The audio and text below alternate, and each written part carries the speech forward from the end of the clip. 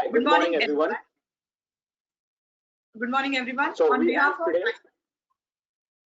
Shavni, please go ahead.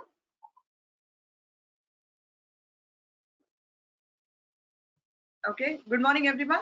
On behalf of National Center of Excellence of Data Security Council of India, New Delhi, I welcome you all.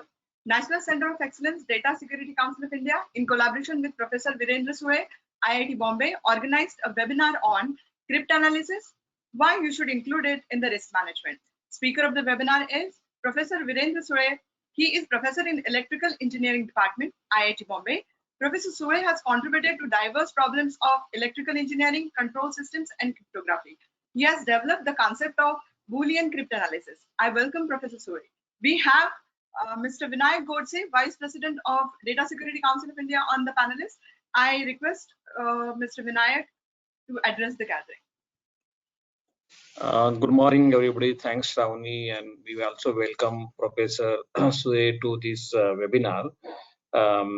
As we all had been working towards enhancing the security posture and Data Security Council of India with a security profession on one hand, and other hand with the industry sectors, and we have membership all across the industry sector. We have been working towards improving the security and privacy posture of this country so that all the sectors prepare themselves well and at the same time contribute to larger national security goal as well. And we all contribute to the goal of making the country more digital, and the success of the digital economy of a country hinges back to the security and privacy preparedness of the country.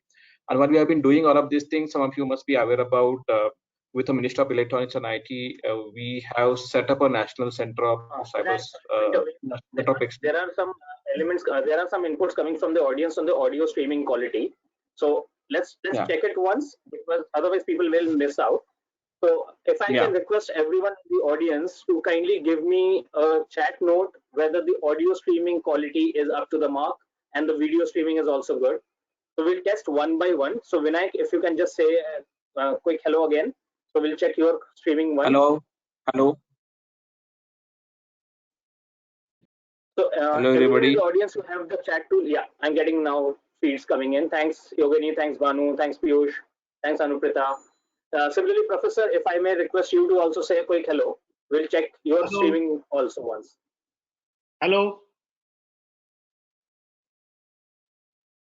Great. So we have a confirmation on both the streams. So please go ahead. Yeah. So what I was mentioning that in a partnership with the Ministry of Electronics and IT and support of the MIT, DSCI has set up a National Center of Excellence for primarily two reasons. One is the looking at the cybersecurity technology development, and other is the look at the cyber security product entrepreneurship. And under this initiative, we have been engaging with the different academic institutions to look at the core R&D work happen in cybersecurity field and see the possibility of productizing and commercializing those R&D. Apart from so many different activities that NCV will be doing, so this is a area that we definitely want to focus as a part of the industry as well as the academic world as well, because as the pace of the transition process is significantly rising, the digital economy ecosystem is significantly scaling up in the country, and then at the same time the pace of computer processing, especially the quantum computing coming in. So probably until now, in our risk management, we have been primarily focused on various different aspects and target areas in terms of doing the assessment, but probably we are not really focused on a cryptography implementation. And probably with the current regime and the future of computing, we definitely need to really focus on a cryptographic implementation. And there are a lot of issues and problems that we have been hearing about it. But what it goes in terms of developing the capability to analyze the crypto. So what do you mean by cryptanalysis? So we had been engaging with Professor Sule on this topic, and we just thought to set up this webinar to introduce the concept and ideas, and even give some little bit demo about the cryptanalysis to the industrial community. And I really thanks and welcome Professor Sule and with my team member Shravani to conduct this particular webinar. And we hope to see this is a beginning, and we will try to, as a DSCI, try to bring take an effort to bring the academia research community to the industry henceforth quite often. And thank you all participants for joining this particular webinar, and we look forward to see the engaging interactive session of Professor Sule along with my colleague Shravani. Thank you, sir. So thank you, Vinayak ji. Let me begin by opening my presentation. You have to share the screen also. So please, yeah, it is visible now. So let me just make it view full screen.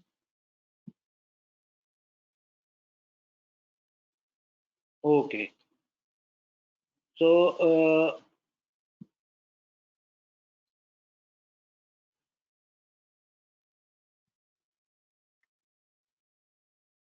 So this topic is about is what I was suggested that I should talk about role of cryptanalysis in security risk assessment.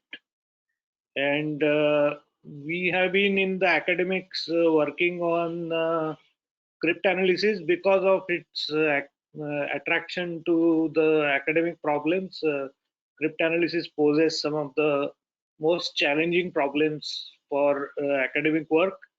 But at the same time, we always, cryptographers are always interested in cryptanalysis as the other side of the coin. And I thought there are a lot of either misgivings or lack of background of cryptanalysis in the world outside. And so I think there is a lot for everyone to interact in this topic. Okay, so let me get started. Oh.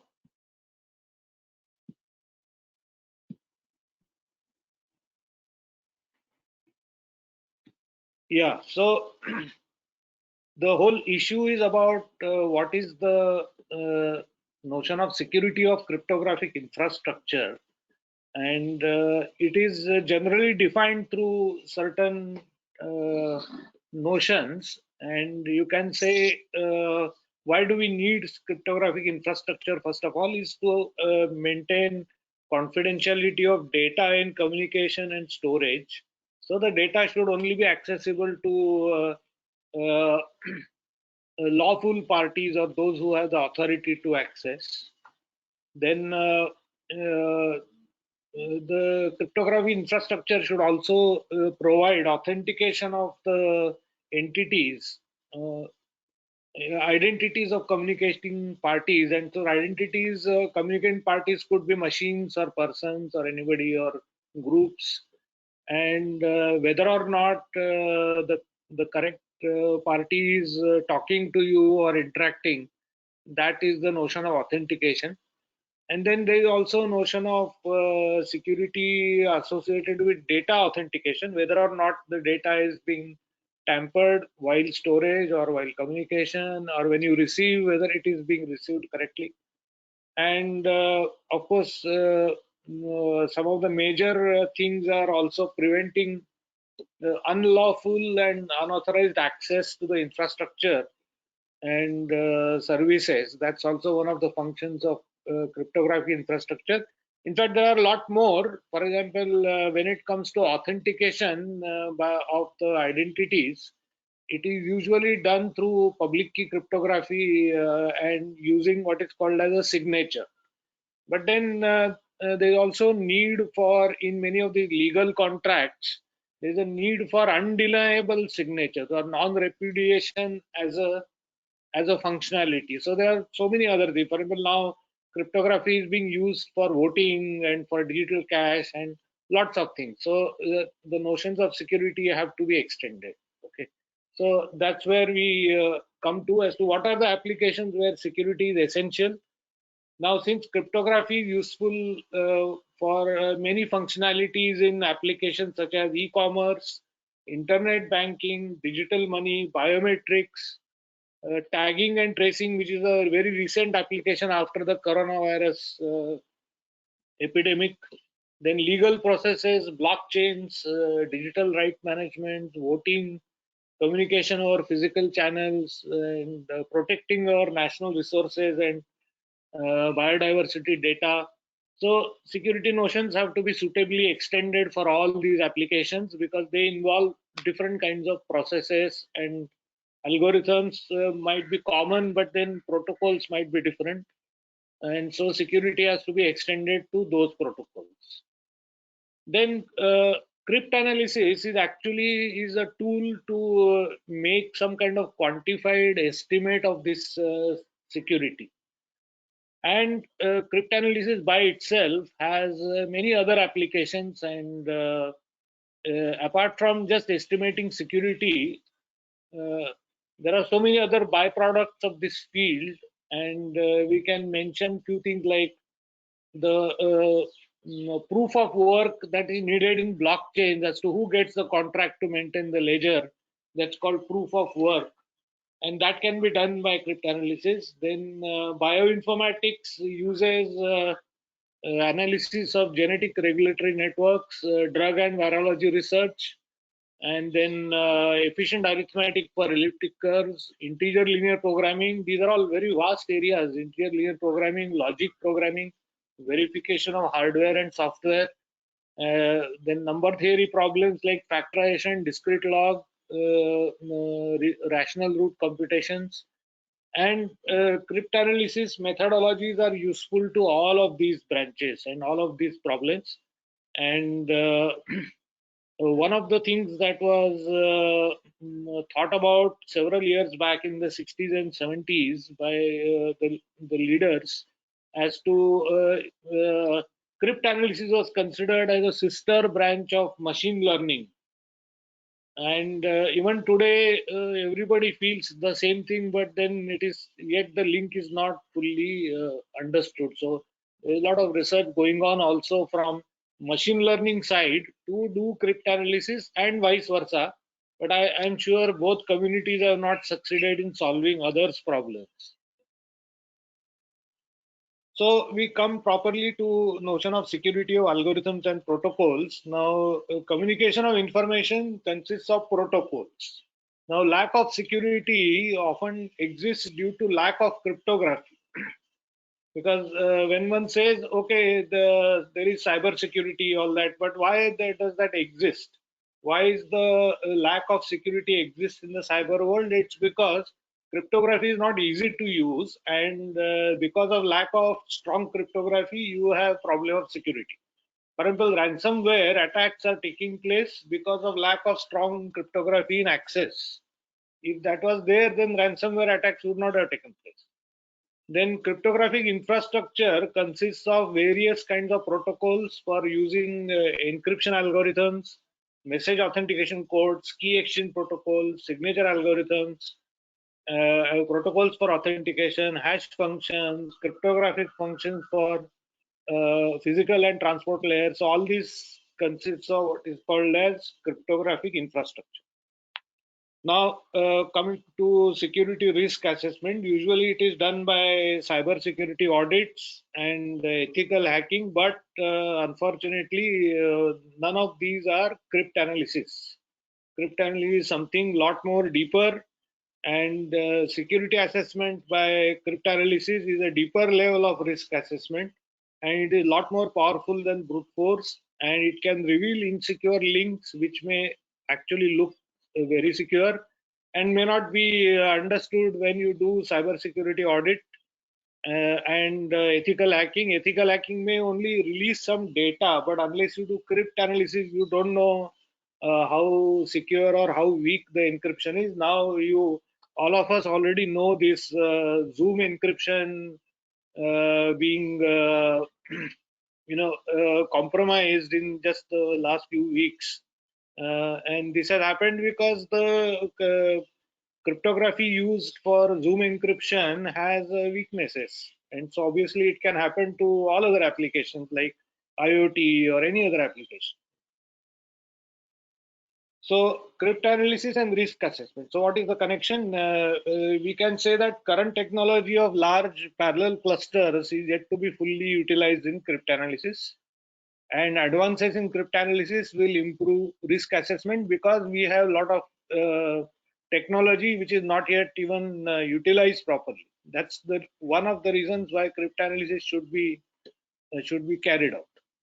Then another thing is very recently quantum computers and quantum compilation have started providing enormous scalability of the cryptanalysis, and hence they can be used as a service, that computation and cryptanalysis can then become a double-edged weapon.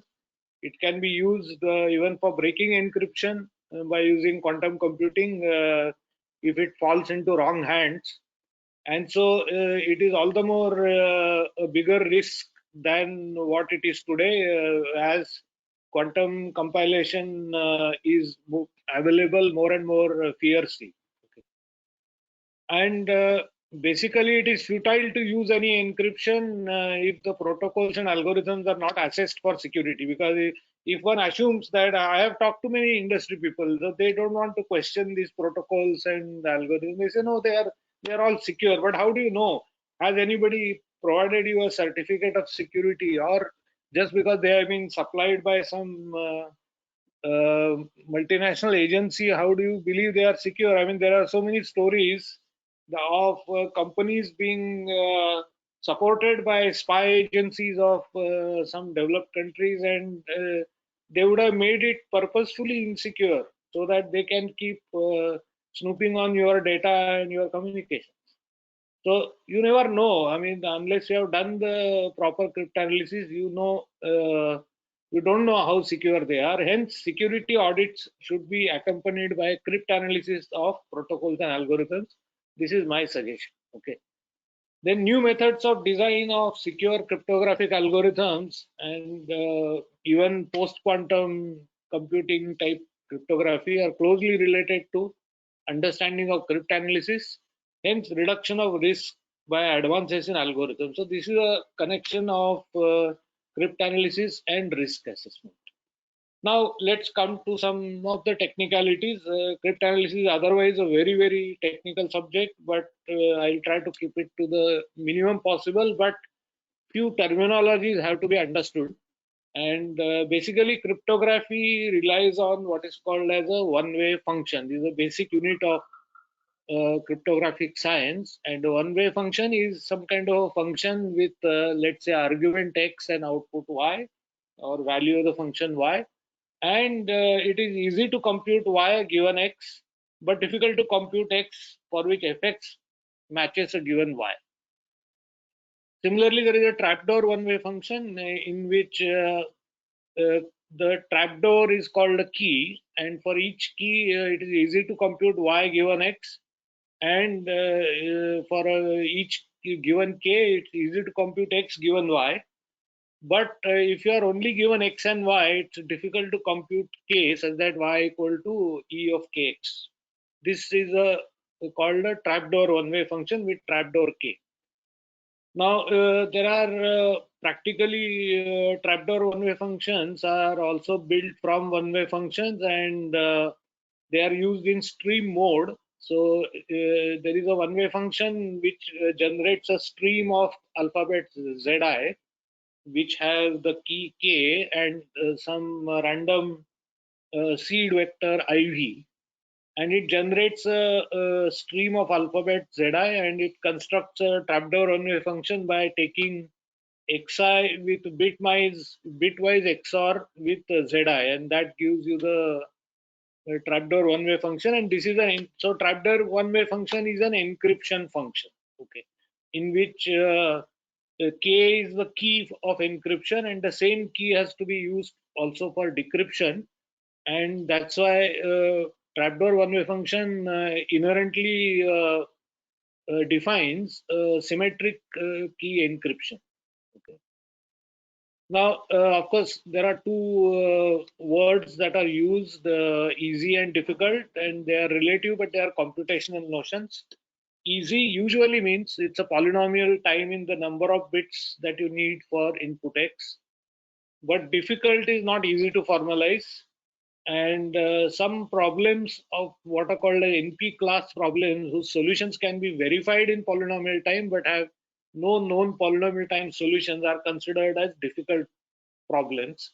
And so the notion of difficulty comes from these difficult problems. Then for practical purposes, an upper bound on time and memory space for computation by a specific algorithm gives an estimate of difficult computation. Lower bounds can give good estimates, but lower bounds are not very easy to obtain. So many a times we generally want to estimate security. We are happy even if we can get a bound, so that we at least know that okay, in this much of computation we can certainly break a particular protocol or an algorithm. Now there are two types of cryptographies. One is symmetric and another is public key. And symmetric encryption, as I just said, is a trapdoor one-way function with K as a symmetric key. And public key encryption is a slightly different one, and in which encryption key and decryption key are different. Encryption key is called the public key U, and decryption key is called private key R. And the properties that are required for a public key cryptography is that you need a one-way function F, which relates public key, which generates public key from a private key. Then for each given public key, the encryption function E must be a one-way function. Then the decryption function whose key is R must be a trapdoor one-way function with key R. And this decryption function must invert the encryption function. So as you can see, public key cryptography is quite complex and it requires so many operations, and that's the reason why although public key cryptography solves the problem of key exchange, which is required in symmetric encryption, public key cryptography cannot be practically used because it can only be used for exchanging a key, while symmetric encryption is needed for bulk encryption when you want to rapidly encrypt lots of data. And public key cryptography can't do that because it requires many complicated mathematical operations. Now, what are the attacks on such encryption and protocols? First is the one-way function security, and that's known as ciphertext only attack, where that Y is known as ciphertext for an input X, which is called plain text. Then for trapdoor one-way function encryption function security, there is what is known as known plain text attack. That is when both X and Y are known. You have to verify whether how difficult it is to find the key bits K.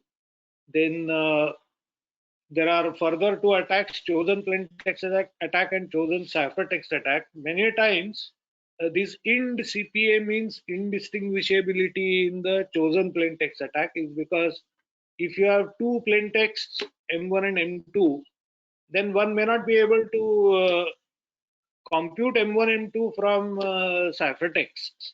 But suppose if we can distinguish which one of the two is encrypted, and if suppose if the attacker is given the freedom to choose these two, then such an attack is known as int CPA, and we say the cipher is int CPA secure if the attacker gives two messages and asks for the ciphertext, and based on the ciphertext, the attacker is able to recognize which message was encrypted.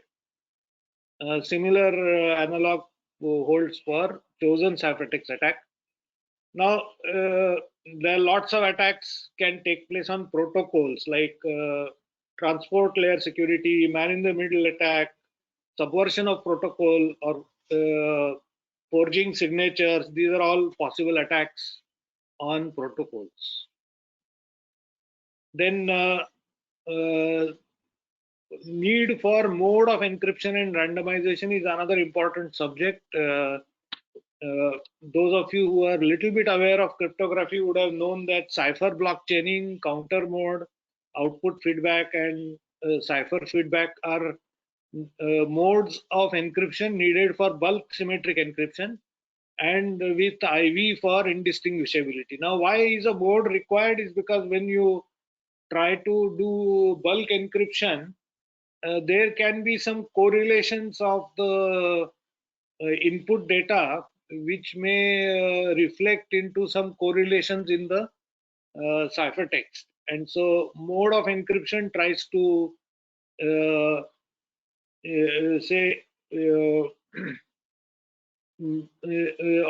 obfuscate such information or obfuscate the regularities or correlation between the ciphertext, and so mode becomes very important. Now, especially for public key or for short encryption, random inputs are necessary to defeat these two types of attack and achieve indistinguishability, because basically if you suppose try to send the same message text, then your ciphertext should not be same for every session. And like let's say in a war, an island has a base and it keeps sending an encrypted message to its headquarters saying that no activity today. Then the enemy would come to know that they are sending this message because it was the same message they sent even yesterday. So obviously no one wants that same message should get encrypted to the same ciphertext. Now, badly designed mode can also be attacked without much cryptanalysis because it doesn't depend on the actual algorithm of encryption. Next, we come to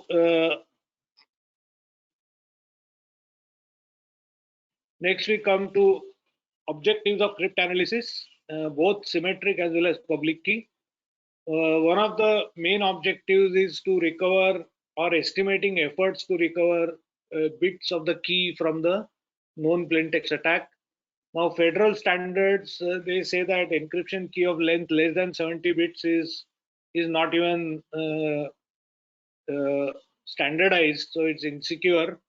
So as you can see, current lightweight encryption is 80 bits minimum. And so if you can recover 10 bits, then it becomes insecure and it becomes useless legally.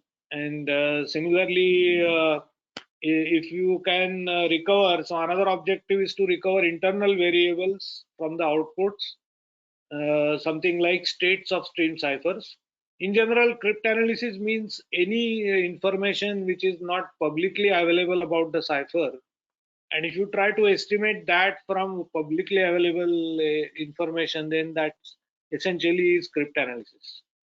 Then creating collisions of hash functions, then elimination of unknown bits in symbolic models, proving or disproving all these properties like indistinguishability, then recovering block encryption data from modes, and even carrying out cryptanalysis estimates by scaling down the models is also cryptanalysis.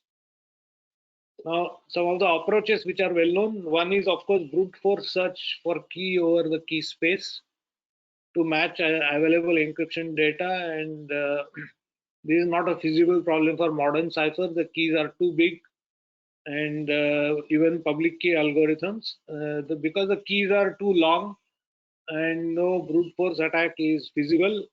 The last kind of cipher which was on which brute force attack was feasible was the DES cipher, because it has only 58 bits of key, and there are even today programs available on the internet which can break it in 2 days time.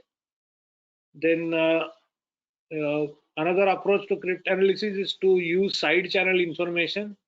This is a powerful attack, but then it presumes a lot of unauthorized access which may not be feasible.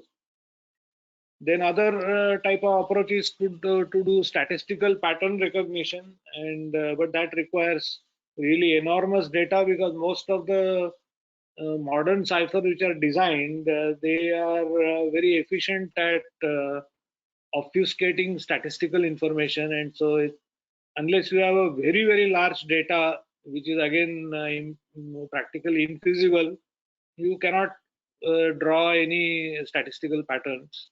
So it turns out that the algebraic model-based solution of unknowns from the data is the only possible feasible way to do cryptanalysis, and this is the most definitive cryptanalysis, which is better than brute force.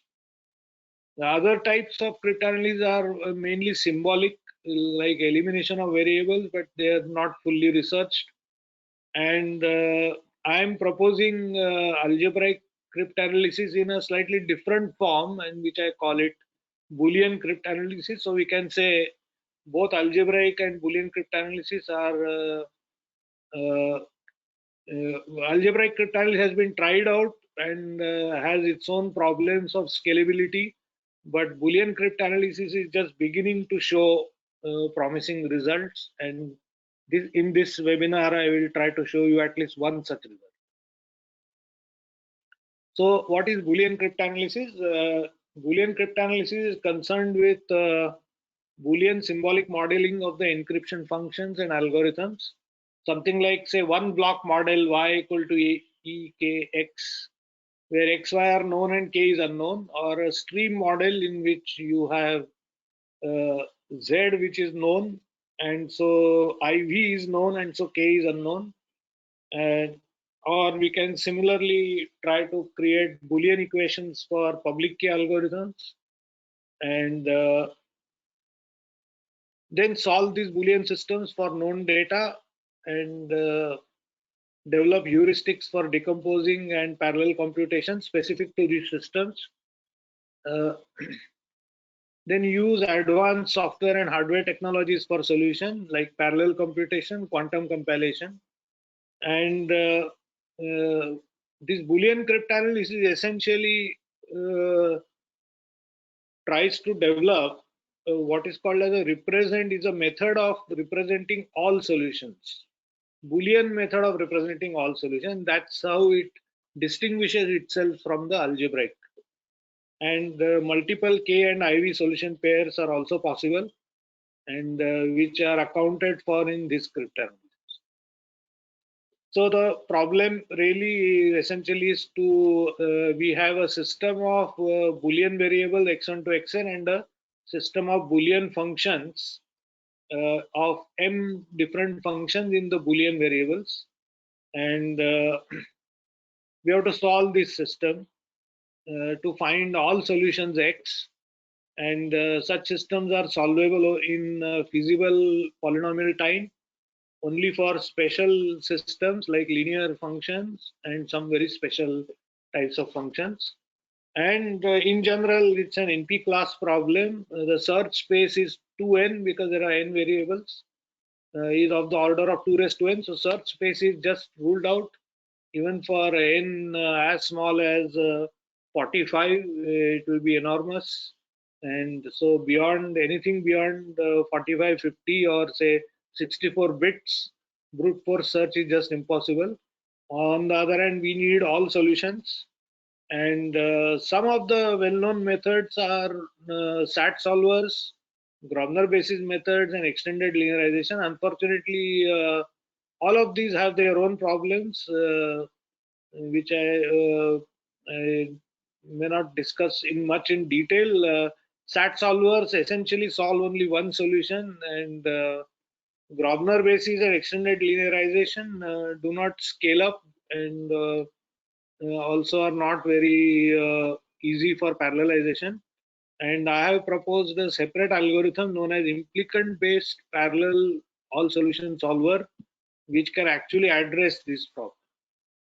So let's consider a very simple case study. It's called a toy cipher modified Jeff generator. It has 3 LFSRs with outputs W1, W2, W3, which are some of the internal state variables, and these are the, say, typical linear LFSR linear rules, and The cipher is a combination, nonlinear combination of the three outputs, and this brackets, they denote what is called as a majority function.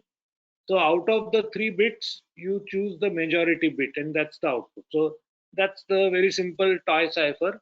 Now here, if you see, there are 3 LFSRs, so there are 9 variables, and if you see the output function, they are all nonlinear, and we may know the say the output stream based on some initial conditions of the 3 LFSR registers, which are 101, 010, 011 typically as taken, and that generates this output stream, and then that is matched with this system of nonlinear which are second degree polynomial functions in all the 3 states.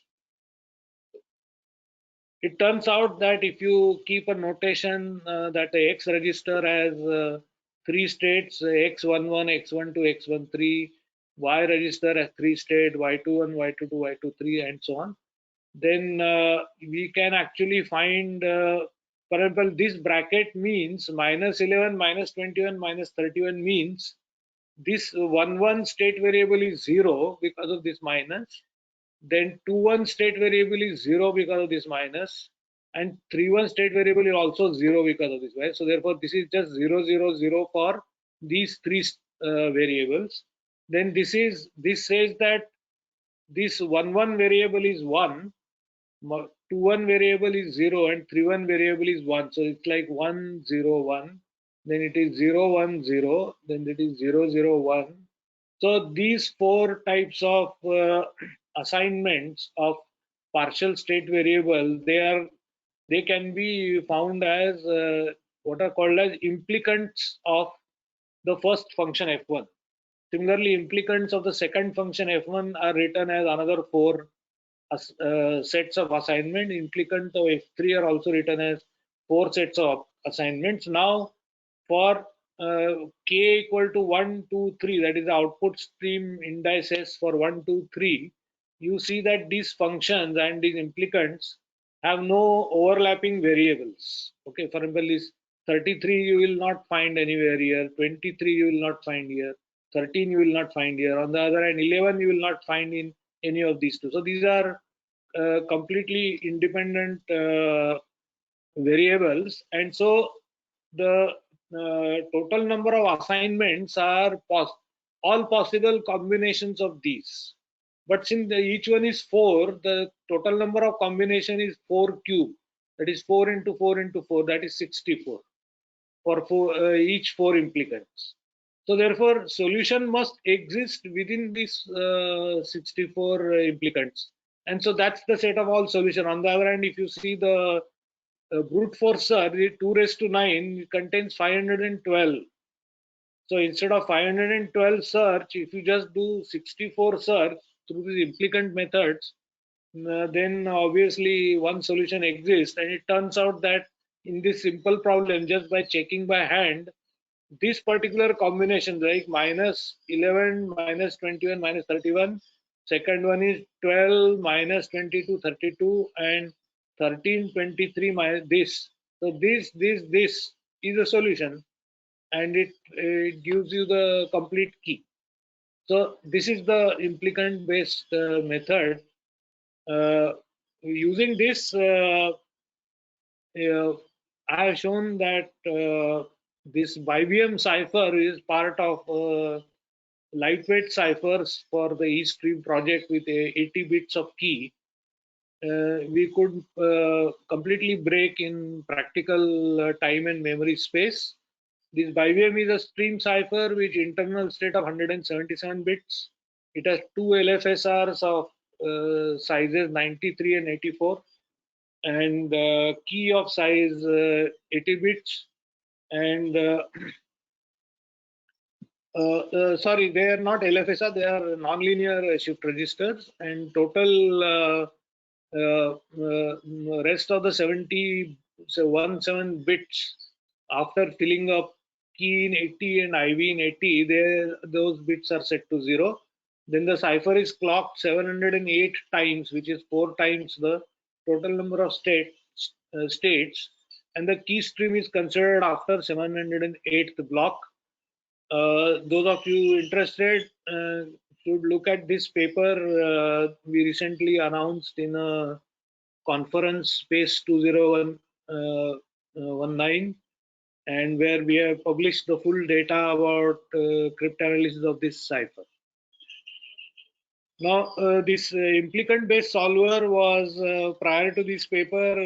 We have solved many systems, including biological systems, and we find that it's very efficient at giving compact representation of all solutions through what are known as orthogonal implicants, and that actually creates a parallel algorithm which is inherently parallel.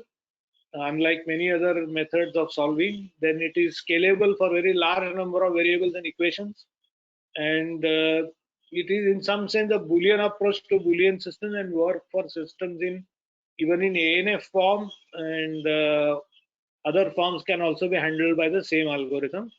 The well-known SAT solvers can only find one solution at a time, and most other solvers are not inherently parallel.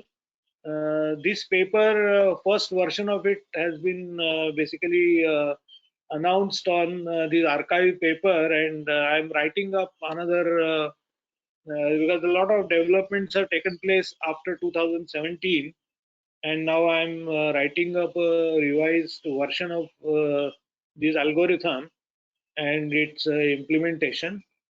And I think I will skip this slide. The basic idea is to actually, if we are given a system of equations S, and you want to find all possible assignments, then you first take a pivot, like just a small set of equations or just one equation, and find the assignments of any solution of X S that must arise within the assignments of implicants of the pivot. So even if you take just one function with small number of variables, its solutions must be partial assignments of the solutions of the full system. And due to orthogonality, each implicant can be processed in a parallel thread. So it starts a parallel thread algorithm, and the system S is reduced with the implicants computed, and this is recursively repeated until you either find a contradiction or you find an implicant which satisfies all the equations in the system, and this way it gives a parallel algorithm for solving all implicants and hence all solutions of the system. Then there are heuristics. I think I will skip this. This is another technical part. There are two types of ways in which this can be decomposed. One is what are called as top ranked variables, which come in larger and larger number of equations, and another heuristic is to look for equations which have non-overlapping variables. I will just show you some tables in which these heuristics become important. So for example, rank of a variable means, suppose if x1 variable is found in 4 different equations or functions, then you call its rank as 4. And if x2 variable is coming only in 2 equations, then you call the rank as 2. So you order the variables according to the top rank, and consider small number of such variables, and then you can do brute force search over these variables so that the equations reduce very fast, and then you can use the solver to actually solve the equation. Now, another important aspect of Boolean cryptanalysis is that how to update all the output equations, and that requires symbolic computation. But whenever that is feasible, you can apply this approach. And in the case of Biovam, we could do that, update all internal state variables by state update map. In the case of Biovam, it turned out that the first set of 66 equations were linear with 4 variables each, and all equations had mutually independent variables. So no overlapping variables, hence the heuristic H2 was possible for this. And then 8 implicants in these 4 variables. And so if you take m equations, then search space becomes 8 raised to m, which is 2 raised to 3m, and independent strings of 4n variable assignments, and we can see the timings that we have achieved for implicant based computation is the number of equations was 13, number of variable assignments were 52. The memory required was about 3.95 terabytes, and it took roughly more than 2 days to compute. If you can increase the memory to 30 terabytes, then you can do it in 61,500 seconds and so on. So increasing memory will reduce your time. Number of equations just marginally increase, 13, 14, 15. Then timing with the top ranked variable, this was the successful attack where memory required was just 5.4 terabytes, and we managed to break Biovam in 49 hours of sequential search. If you had done it in parallel, it would have come down to just barely few hours. And so this was the successful result. So I think now we can show this demo by Shravani on this small scale models of these ciphers. So sorry, I have actually overshot. The demo should have come before this, but I suppose Shravani can show the demo as well and show the equations. Yes, over to Shravani. Thank you, sir. Thank you so much. So first of all, I would like to show you what exactly I'm going to show the demo of. This is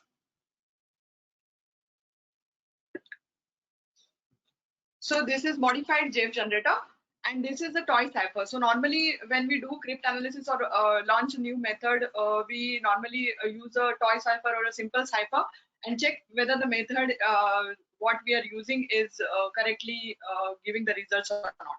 So you can see in this one that we have 3 LFSRs like linear feedback shift resistors, and WK is the output. So X1 to X10 are the components of the variables of the shift resistors, and LFSR2 has X11 to X20, and for LFSR X3 X21 to 32.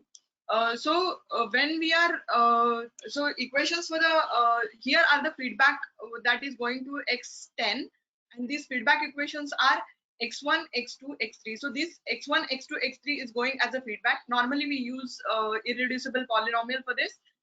For LFSR2, X11 and X12, these are the feedback to X20. So every time instant t, this value from X20 will move to X19 and X18, and from X11 it will go as an output to WK. Similarly for LFSR 3, 21 to 32. Here the total size of LFSR 1 is 10 bits. For second is it's 10 bits, and for third LFSR it is 12 bits. So total size of the this complete circuit or a modified JF generator I assume as a 32 bits. Output equation will be the majorant function, which is WK.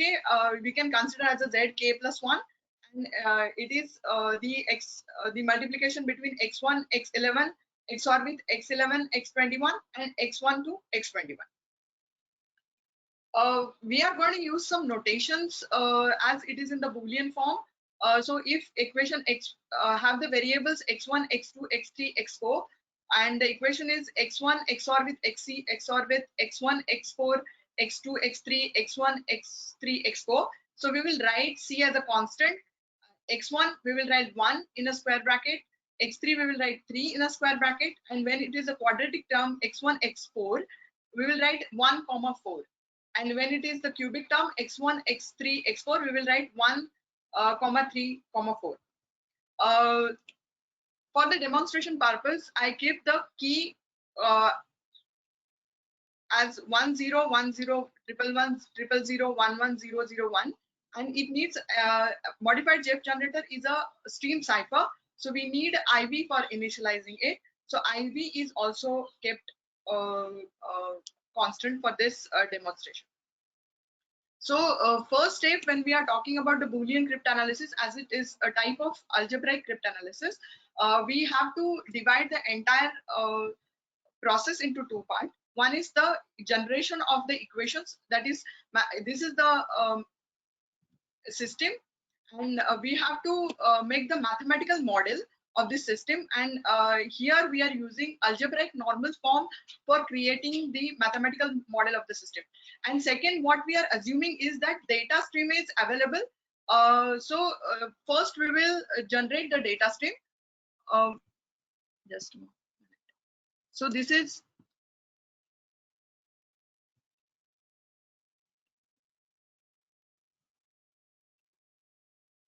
and so modified JF generator, and this is the program for basic modified JF generator, where we are generating our output stream. So you can see that I have developed this model, mathematical model, and first we are generating the 32 output stream. So here we are going to generate 32 output streams. So from 0 to 32, the output stream is generated. Now this stream we will consider as the available input for our system. Second step is once the output is available with us, we have to generate the mathematical model, and which we are generating in the algebraic normal form. So this is the full equations I'm generating in the algebraic normal form, and you can say that this is the same notation that I have shown, like 11, 12, and then 22, 23. Then so these are the 32 equations which we need, because when we are talking about the Boolean cryptanalysis, whatever is the length of complete length of the cipher or the linear feedback shift register, we have to generate those many of equations. So here in this case we have 32 length of the complete state is 32 bits, so we are generating 32 equations. So now I'll generate the file. Okay, so the file is ready with me, and so this is the final structure where I have embedded the output stream. So these are the equations, if you can see. And first value is the output stream, which I have embedded with each of the equations. So where the triple square bracket ends, that is end of the equation, and then the next equation starts. So these are 32 equations. So this is now my mathematical model is ready, and now I wanted to generate the solve this equation. So my 32 equations are ready, and I'll give this to the Boolean solver which we have created, and the Boolean solver. So this JSON file which I have created, I'll give it to SAT solver or Boolean solver, and it will solve the system.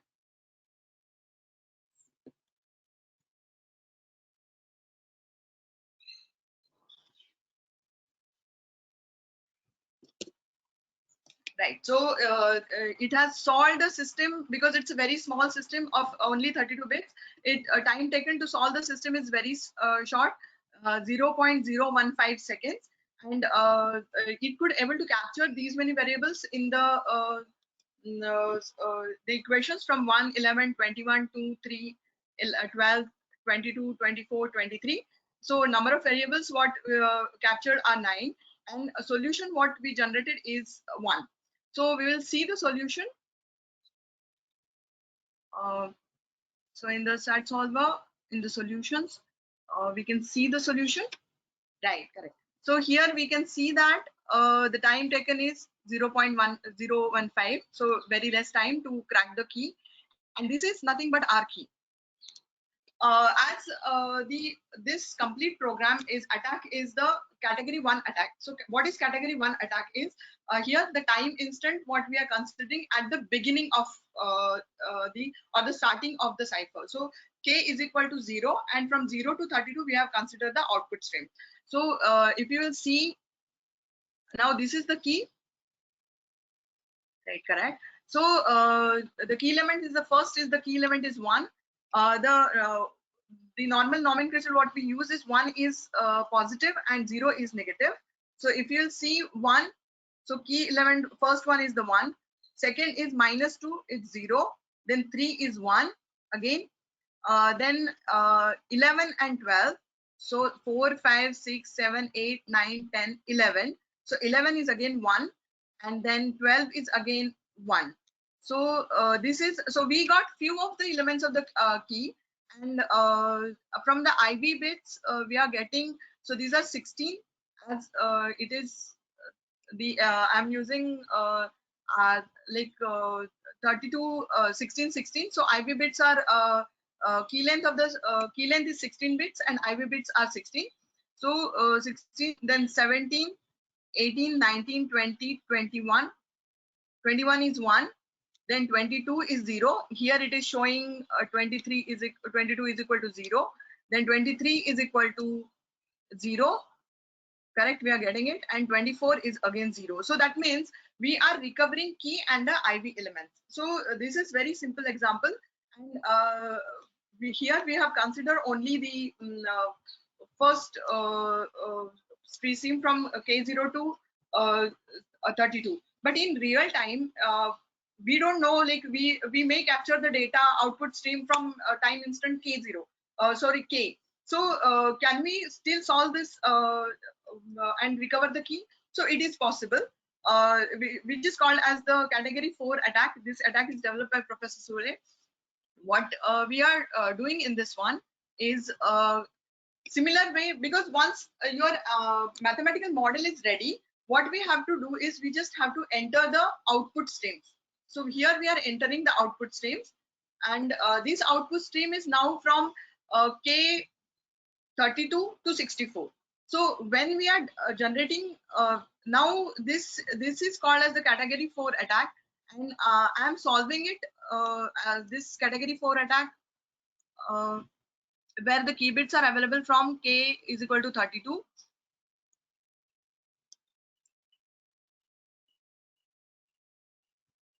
Okay.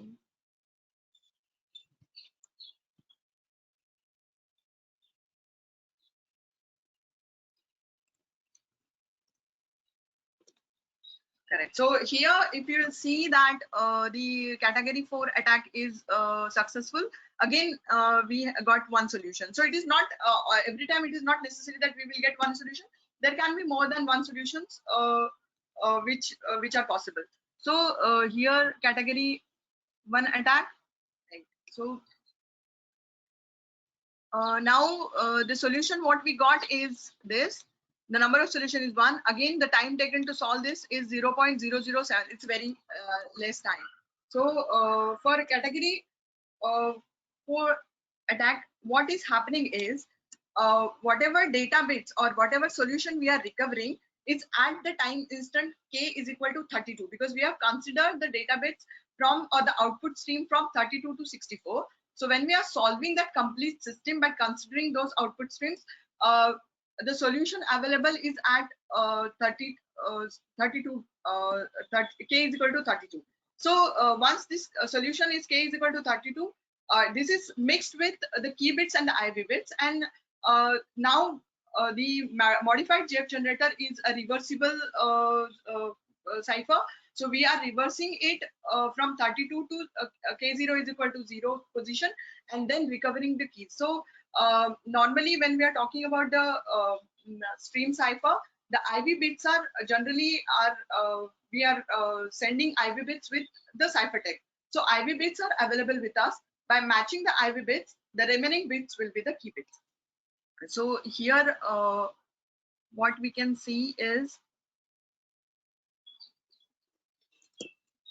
okay, so here is the state at state. So what I'm trying to say is we are getting solution at state 30 2. So it is starting from 0 to 0. So here we will consider 31.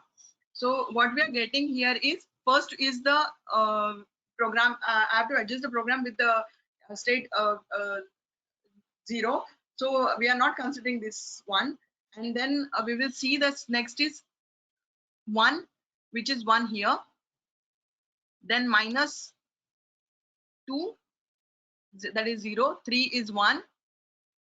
Then 4, 5, 6, 7, 8, 9, 10, 11 is again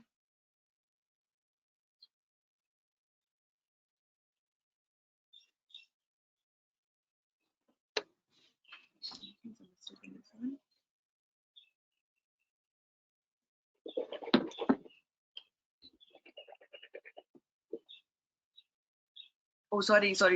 I'm extremely sorry. This is another program which I have used. This is category 4 attack, and here now we will see that 1, it's 1, then 0, that is minus 2, 3 is 1, 4, 5, 6, 7, 8, 9, 10, 11 is 1, then 12 is 0, then 13, 14, 15, 16, 17, 18, 19, 20, 21 is 0, that is minus 1 is coming here, then 22 is 1, 23 is 0, and 24 is 1. So this way we got the internal state at 32 position, k is equal to 32. Now we will reverse this, and we will able to get our key and IV bits. So this is very simple example, that is modified JIT generator. Second example, what Sir has explained is Biovam, and here the main block diagram of Biovam, where we have two LFSRs which have the internal state 1 to 93 and 94 to 177, and from here we are getting the key stream. For the demo purpose, what I have done is I have reduced the size of the Biovam, because the complete system, main system of the Biovam is 177 bits, and it takes a lot of time. Sir has already shared the computation time and the memory required. So I have reduced the model, Biovam model, to 20 bits. So that means the 20 key bits, 20 IV bits, and 3 bits, that is 0 bits. So these are the equations. I'll not so state update map, and so I'll not give much time on this one. We will see directly the demonstration, how the key bits are getting recovered. So again,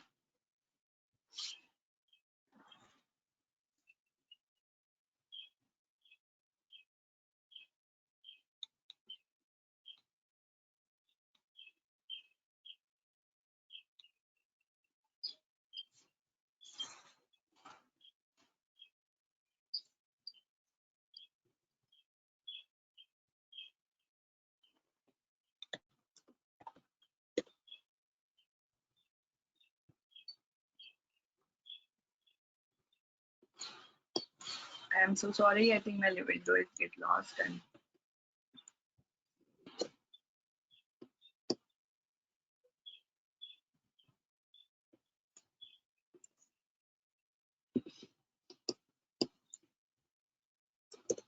okay, so we are back again, and here I would like to share the program. So this is a Biovam reduced version, and again the same thing. What we are going to do is this is the basic diagram. Sorry, basic program where we are going to generate the output stream which we need and which we think is like which is available publicly. So output stream which is what we will generate is 184. So equation what we Sir has shared is 124 into the internal state. So we are having 46 bits, like 20 bit key, 20 bit IV, and 6 extra bits multiplied by 4. So we are having we will consider that equations, the output stream will be available from 184, that is category 4 attack. So before that, we will just run the program for generating the output stream.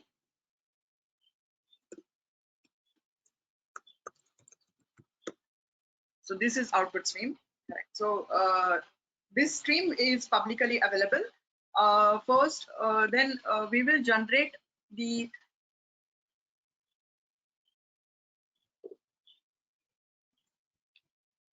okay. So we will first generate the mathematical model of Biovam, which is 20-bit, and this is the model.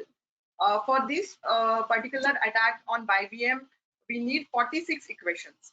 So here Biovam. So I have already generated and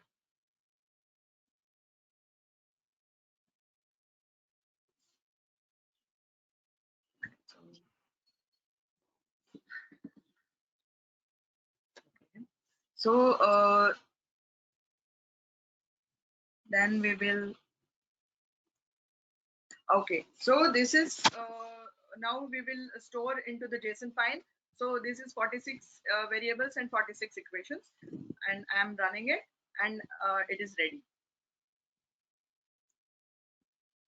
Okay, so this is the file, and these are the equations, which is already embedded with output stream.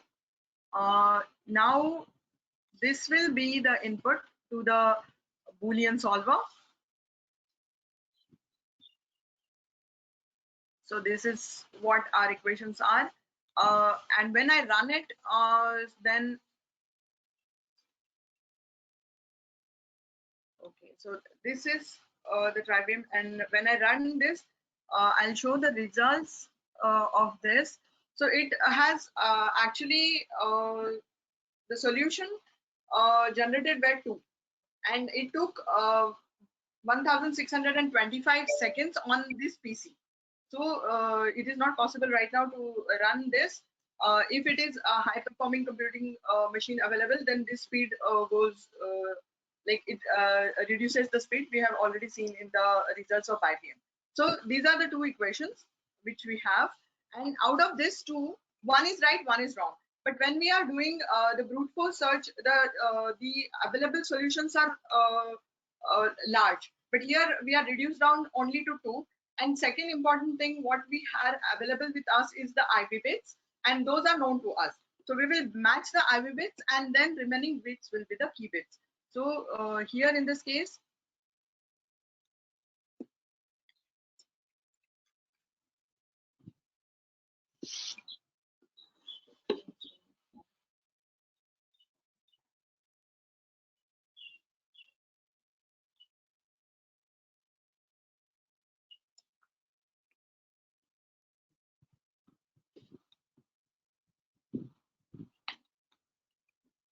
okay, fine. So I'll show it here only. What we have here is the first key bits. So key bits are like 1, 1.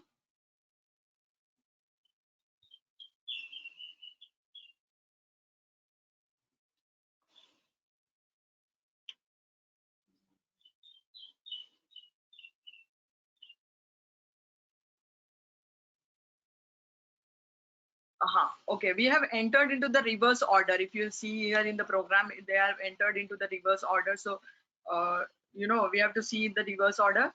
So first will be -1, right? -1. Then second is 2, that is 1. Then 3, 4. -3, -4, that is coming 0, 0. Then 5, 6 is 1, 1. Then 5, 6 is 1, 1. Then again 7 is minus. Then 8, 9, 10, 11. 8, 9, 10, 11 are 1, 1, 1. Then 12 is 0, that is -12. Then 13 is again 1. So here it is 13 plus 14 is 0. 15, 16, 17, 18, 19, 20. Till 20, 15, 16, 17, 18, 19, 20. These are all 1. So we can say that we recovered our first bit, and which is matching with the solution 1. Here we have to match actually the IV bits. So these are the IV bits. So after 20, we have 3 bits as a free element. So 21, 22, 23 are the free. Then 24 onwards is this 24 is 0. So it's minus 24. Then 25 is 1. Then 25 is 1.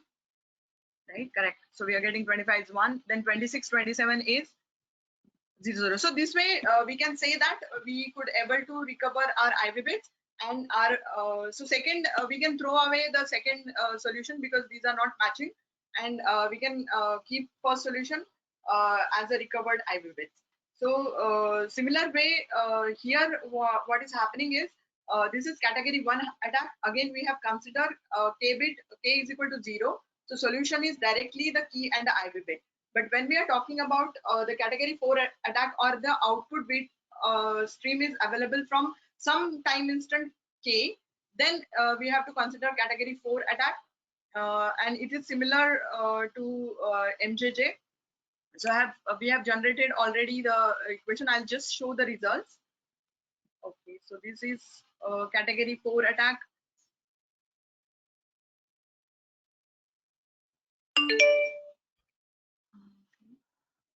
Okay, category 4 attack by VM.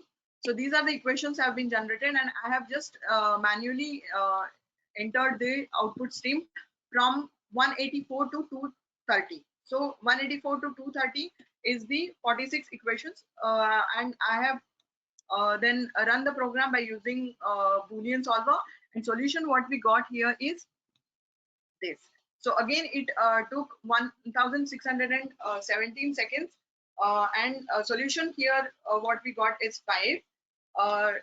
Again here what we are recovering is the internal state of the Biovam cipher at position k is equal to 184, and when we will cross verify it, we will come to know that this is the last solution what is matching with our internal states. So I would like to conclude my demonstration with this. Hope you have enjoyed it. Over to you, sir. Yeah, so if there are any questions, I'll be happy to answer.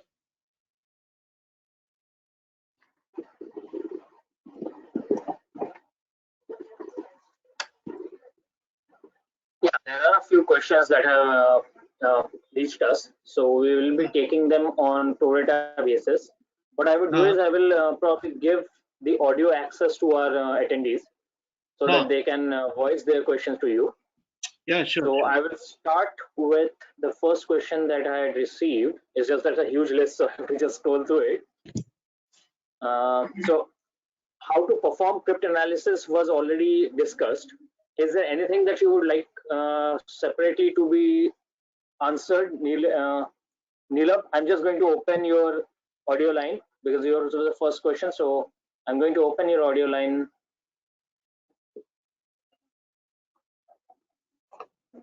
Yeah, your audio line is active now.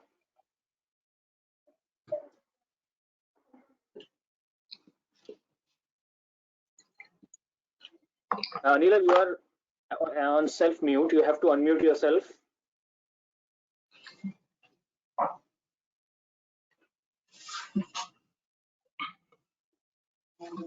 Neelab, in case you are facing some problem, I'm just going to read out the question. So Neelab had asked this question, that how to perform the cryptanalysis by an information security auditor in an enterprise. So part of that you did touch upon, but would you like to just emphasize on any of the crucial elements once again for Neelab?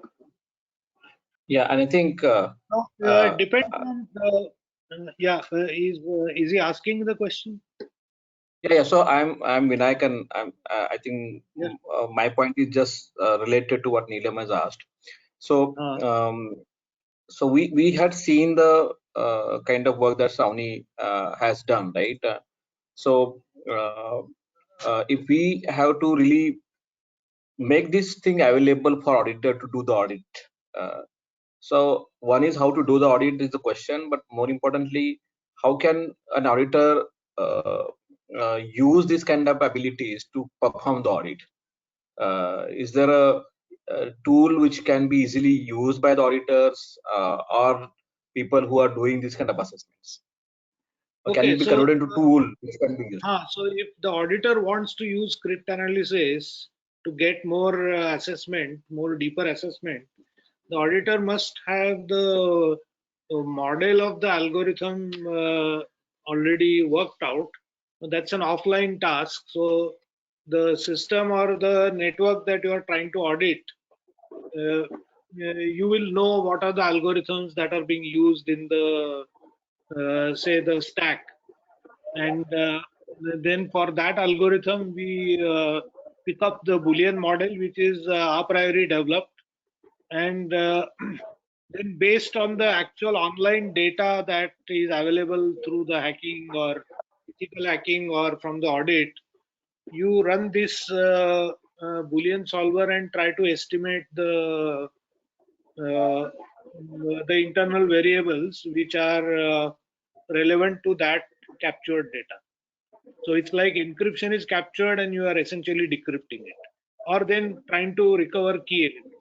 So this can be done once if the model is available. So it depends on how much access is or how much power the auditor has with him or her, whether the auditor has access to a cluster or access to these Boolean models, access to the solver, then they can do this.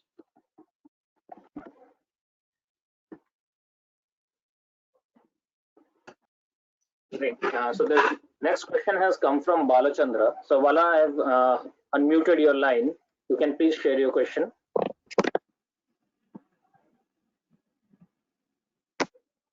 Yeah, I have 3 questions actually. Yeah, sure. Yeah, one is, no, sir said the security depends upon the number of bits also. What my claim is, security depends upon the algorithm as well as key size. Yes, both, yes. Yeah. So, for example, in RSA algorithm, the security may be equivalent to 1024 bit RSA algorithm may give same security as the 128 bit ECDSA gives. So can we depend only on the key, or should we depend upon the algorithm also? That's what.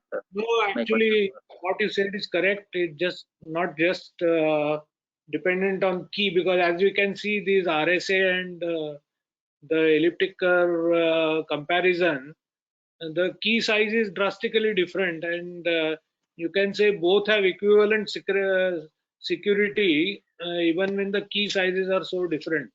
So finally, it also depends on not just the length of the key, but also on the algorithm. For example, AES 128, why is it considered so secure? I mean, because almost everything is compared with finally AES 128. And one can say that these comparisons are relative to the best known algorithm, which is not broken as yet. So obviously the key length will be different for different algorithms. Like this Biovam that we have broken, the key was 80 bits. Now you can see that 80 bits is much higher than DES 56 bit. But the nature of the cipher is such that even with 80 bits and of course with some modern work, you are able to break the cipher in the matter of 2 days, while by brute force attack, 56-bit key search is done in 2 days. You can say that in terms of actual computation time, 56-bit and 80 bits of these are similar, except that one is a brute force attack, one is a. So if you had to do brute force attack on Biovam, you would have taken much longer time than the 56-bit search. So in that sense, again, it depends on the algorithm. Yeah. Sir, related to that, I have. Hello. Sir, related to that, I had one more question which I posted. You have developed a very good algorithm to break the cipher.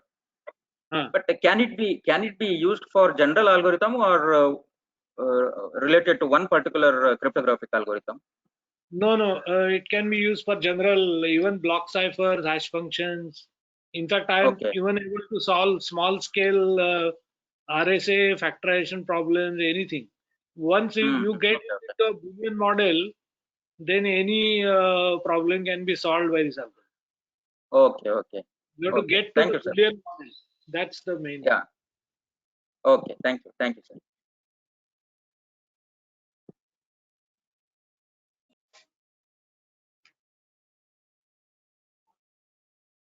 Okay, the next question came from Shashandri. So Shashandri, I'm going to open the audio line for you. Yeah.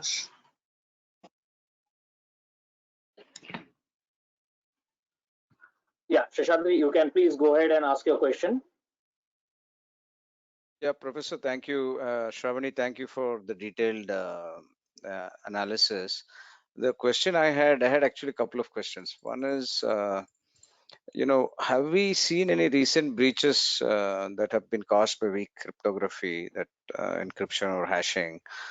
And, how has cryptanalysis helped is the first question.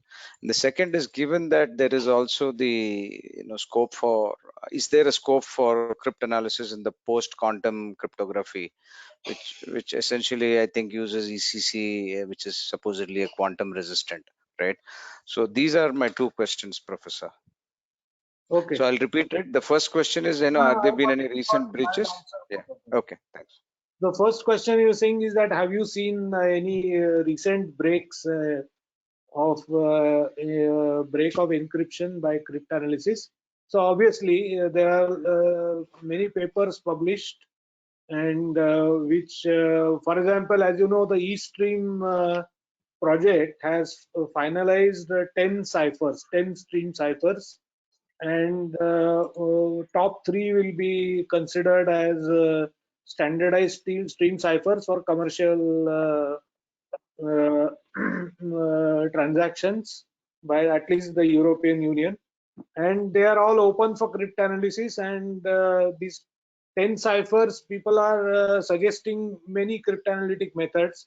One of the things I can say is that in the GSM communication, A51 was proposed as the cipher, but then because of the cryptanalytic attacks, although those attacks never broke the cipher completely, but the fact that those attacks were available, the GSM standard changed it. And finally, in the evolution of communication standards, it is no more A51, it is A53, which is a block cipher, not even a stream cipher. So such breaks have taken place all along, and I can say that, well, eStream project had given this toy cipher Biovam for breaking, and until we managed to get this actual results, nobody had completely broken it in let's say a feasible time of 2 days and breaking the entire key. We have shown it. So basically Biovam is broken. One can try the same thing with Trivium, and at the same time many other. See, it takes time to build these models. You need a group, you need, for example, say in India we always are short of people working in this area. Students don't want to come because this is a very tough subject, and so only people who are headstrong, they come. Coming to second question, which is your quantum computation. This is the real game changer, because so far this Boolean solver and all other types of methods, they required they had a lot of problems of scalability. Now scalability can be achieved by scheduling it on parallel computers, but even parallel computers or large clusters have a limitation. That's why in the case of Biovam, I said that you have to compare both. The time also has to be feasible, and the memory storage also has to be feasible, and we managed to show that Biovam could be broken in say 49 hours in 5 terabytes of 5.4 terabytes of memory. So both are practically feasible. But some other algorithm, for example, if you try to break AES, you might require infeasible several hundred terabytes of memory, and that estimate you may never be able to actually achieve a break. But now with the advent of quantum compilation and quantum computers, this is a whole game changer, because their standard of memory and their standard of actually running time is so different, and the services that are going to be available on quantum computers are such that, for example, we have Boolean solver as a program which is not implementing any quantum operations. So because I don't know quantum computing, and we may not know quantum computing, but if we have a parallel algorithm which is efficient, and if it is compiled on a quantum processor, then it will give a dramatic scale up. And we haven't yet been able to do much bigger studies, but Shravani herself had computed this few examples on quantum compilation, and they at least gave 4 times speed up. And so as long as the memory is not too large or is permissible within the quantum compilation, it may give you dramatic speeds. So it will be a game changer, definitely. It already started happening.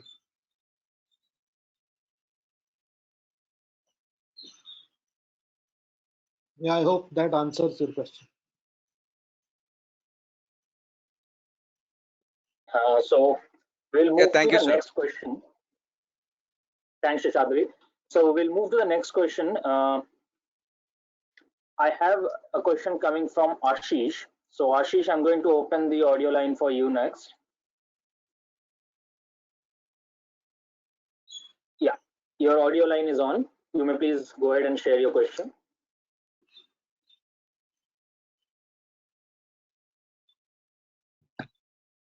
Ashish, your audio line is active. You can please go ahead and share your question.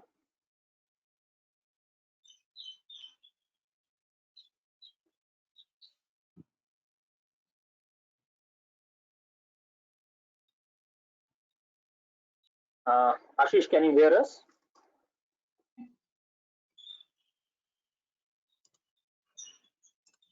Okay, in the interest of time, then I will move to the next question. Yeah, sure. So the next question is from Sanchali. So I'm just going to open the audio bridge for Sanchali. Sanchali, your audio bridge is on. Can you please share your question with us? Yeah. Okay.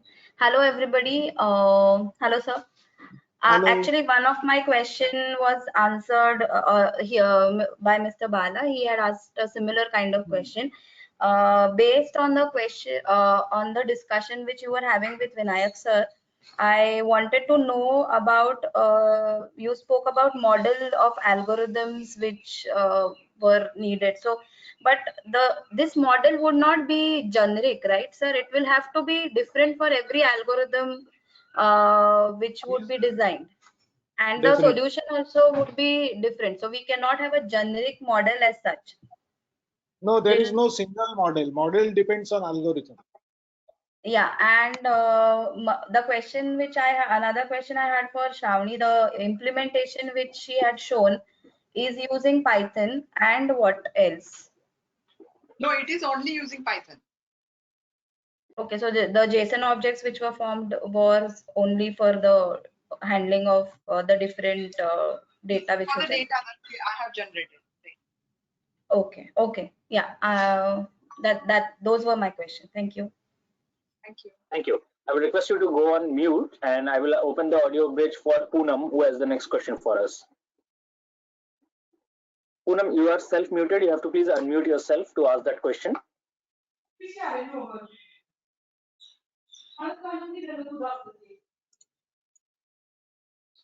Poonam, can you hear us?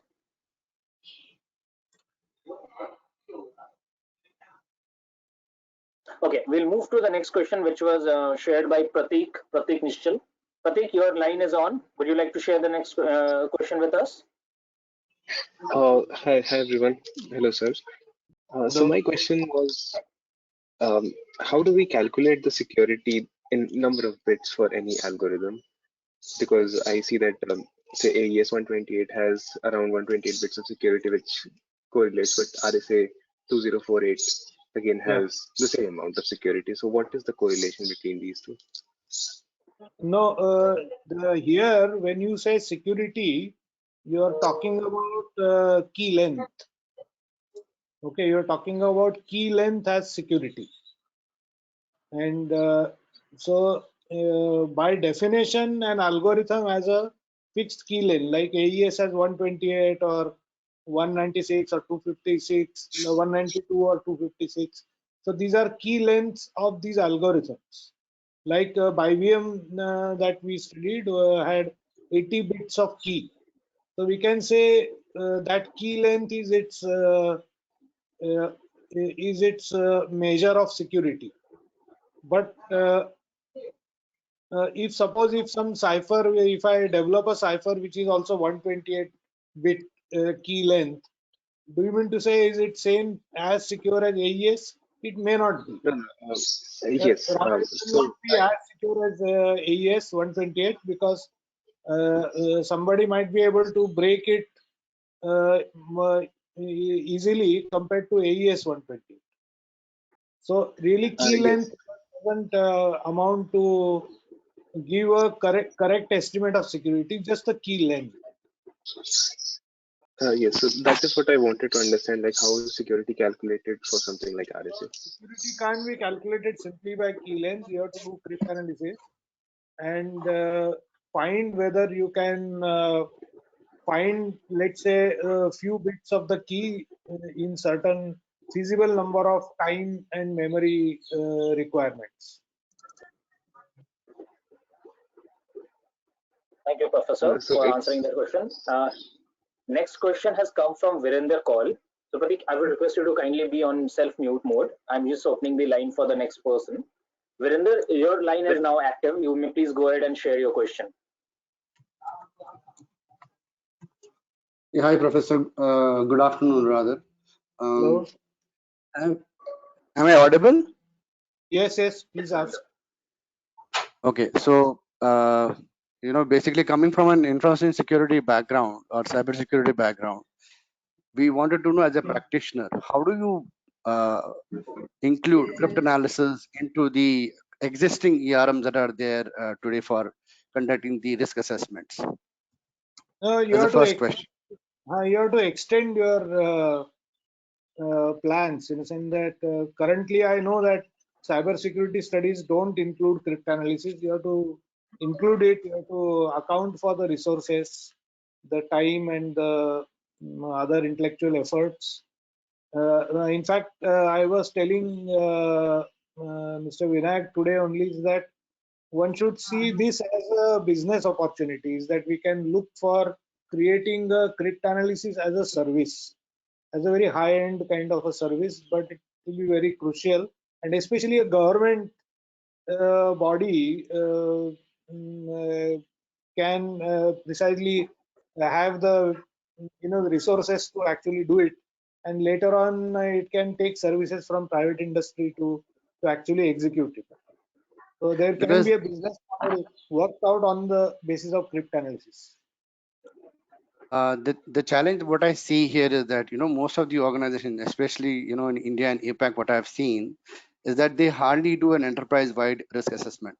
Now coming back again to addition of cryptanalysis into the ERM, I'm not very sure with the kind of technicalities and the mathematical model and the complications that are associated with it will make it very feasible for a practitioner who is from cybersecurity to perform such assessment.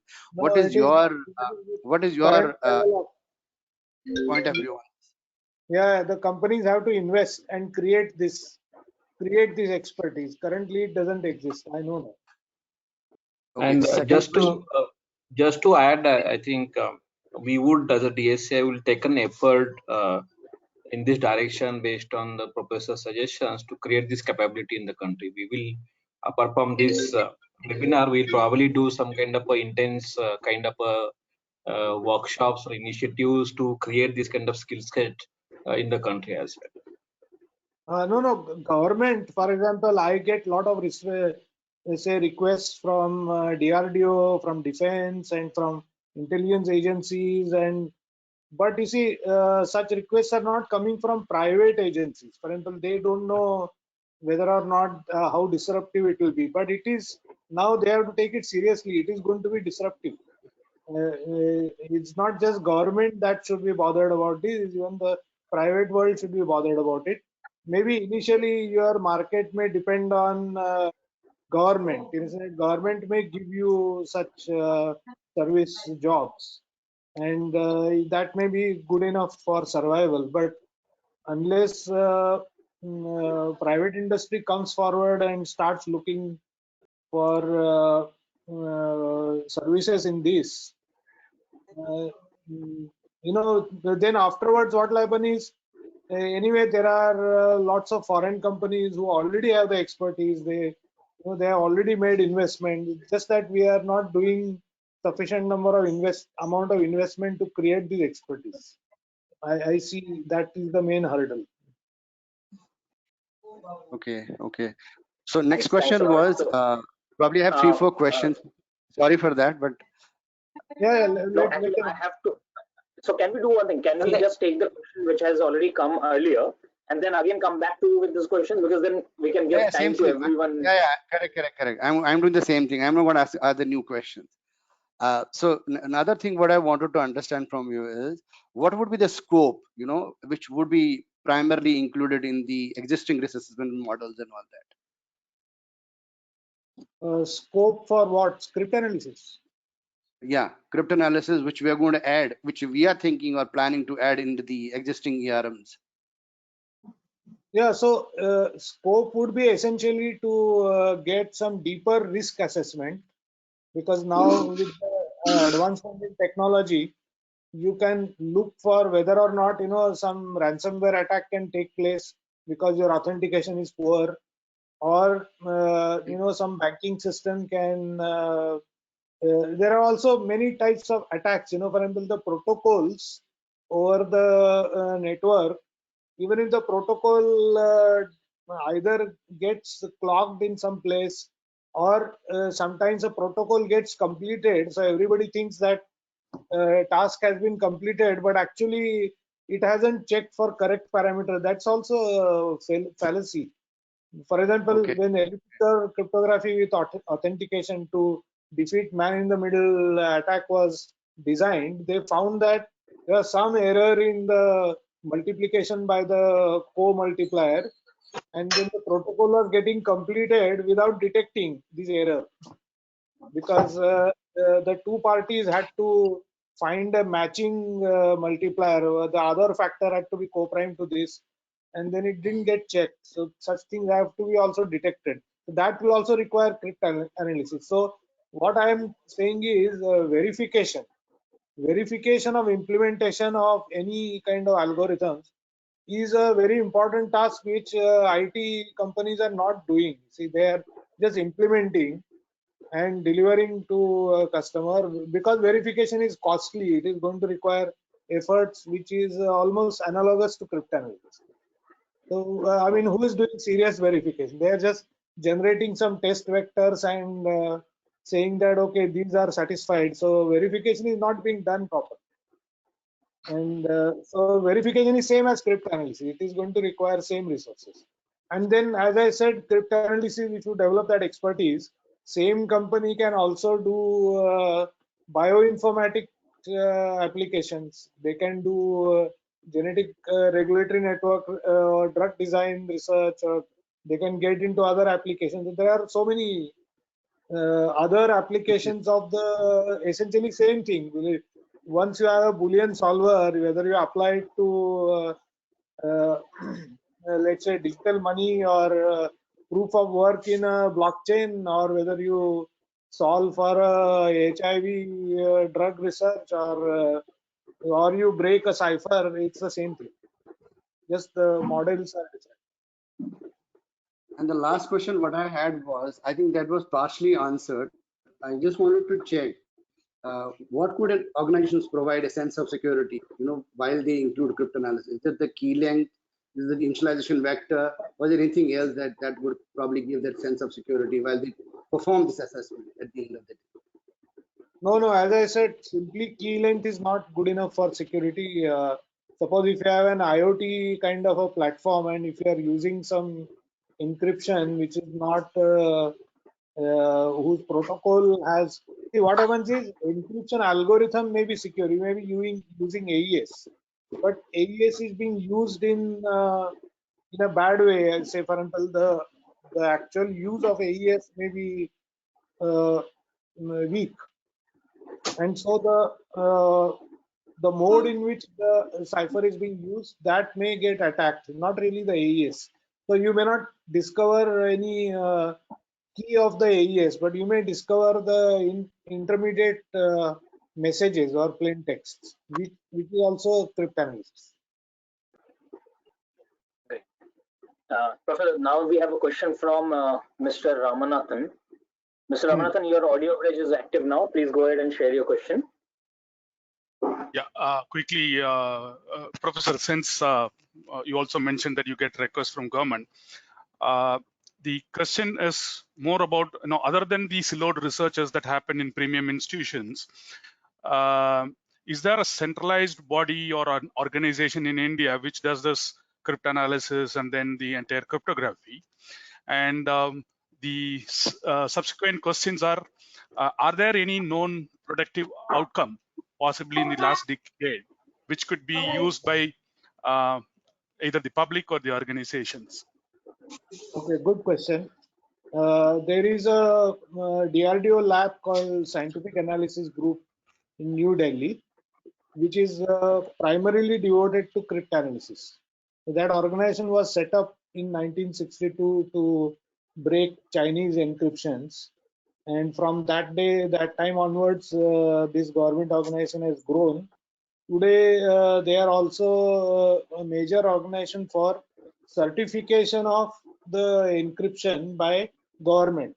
For example, no government agency can use encryption or any encryption technology or cryptography unless the algorithms or the device or whatever is certified by a scientific analysis group. So they are the certifiers. So I would say that is their major outcome for government-based encryption. But so obviously it is going to affect private industry as well. That since the encryption is given to them by given to any government agency by private agencies. For example, today you may supply encryption to let's say some public sector industry, say ONGC or whatever, and then ONGC will have to get SAG certification. So you will have to follow the standards by which SAG will certify your algorithms. So obviously, I think this is a major outcome because of the government activity. At the same time, there are other organizations which are intelligence agencies and other government organizations connected with defense. They constantly need encryptions and cryptanalysis, and they also are a potential customers for any company which can provide these expertise. Great. So next question that we have is from Anurag. So Anurag, your line is active. Please go ahead and ask the question.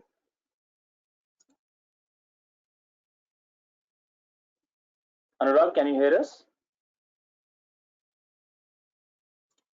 Looks like not there. Anurag, you are on self-mute. You have to unmute yourself, please.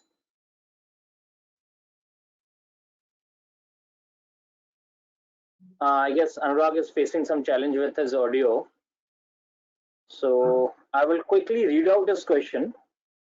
He said, sir, I asked one question regarding the risk assessment. An attacker attacks the IIT Mumbai server using ransomware technology, and by mistake, one of our servers is compromised. How can I analyze it? Well, it depends on the kind of firewall and the network system that you are using for protection. Because when you say some ransomware has attacked, so how has it attacked? In some way, it has got an access by impersonating authentication or by completely bypassing authentication. So there is some basic structure in the network system has failed.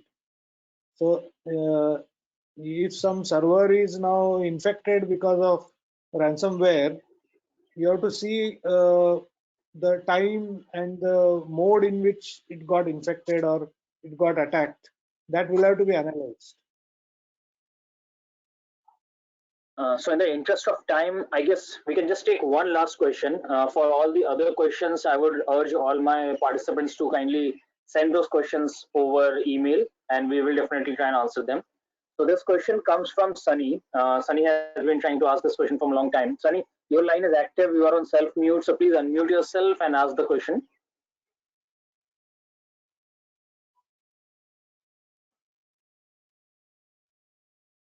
Sunny, I could see that you have unmuted yourself, but your voice is not coming through. Yeah, now it's there. Yeah. Hello.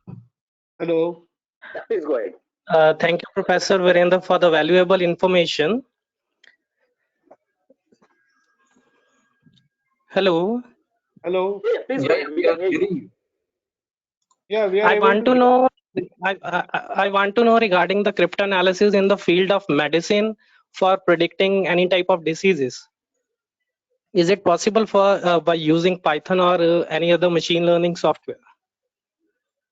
I don't know about machine learning software. Of course, the patterns of transcriptions can be recognized by machine learning.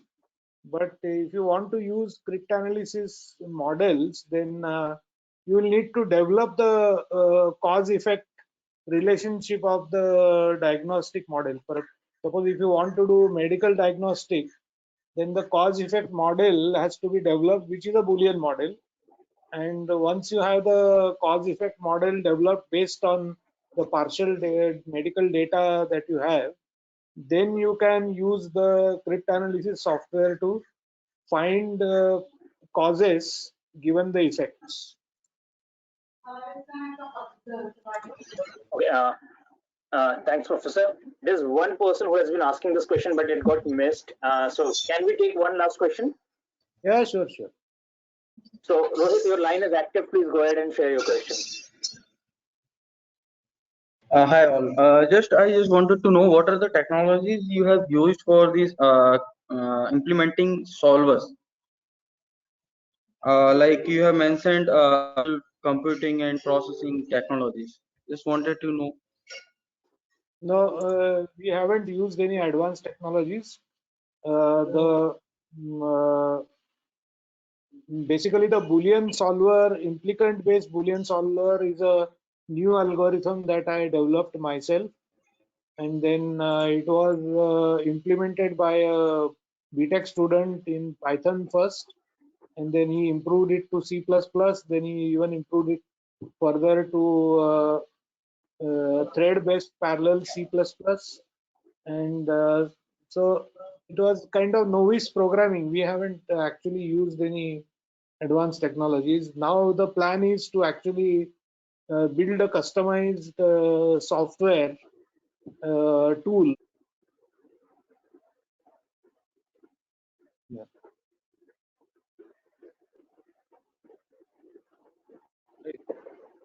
If it can, such a work can come as a some kind of a product or some kind of a tool which people can use it in their audit and assessment. So that will be a great help for the people working on. Yeah, I'm quite sure that will be very interesting, and I will also have to understand what is needed in an audit. And see, I know that this is a very advanced level computation. Most of the times, audits will not be requiring this kind of advanced level computation. But if you really want to advance your auditing service or cryptanalysis, then it is worth. I'll tell you what is happening. So the entire product, all these IoT and product ecosystem which is coming in this country may not be very consumer-centric product, but technical product basically. They would need it. Secondly, there is an interesting trend that we are seeing is that a lot of product security work are moving to India. And those product security work is a very deep technology work where they need to look at the hardware, look at the cryptography and all these things. So in these two type of work, I believe, apart from the government or banking system, so these two kind of work, I believe, would need this kind of That's interesting. Yes, capabilities. I agree with you.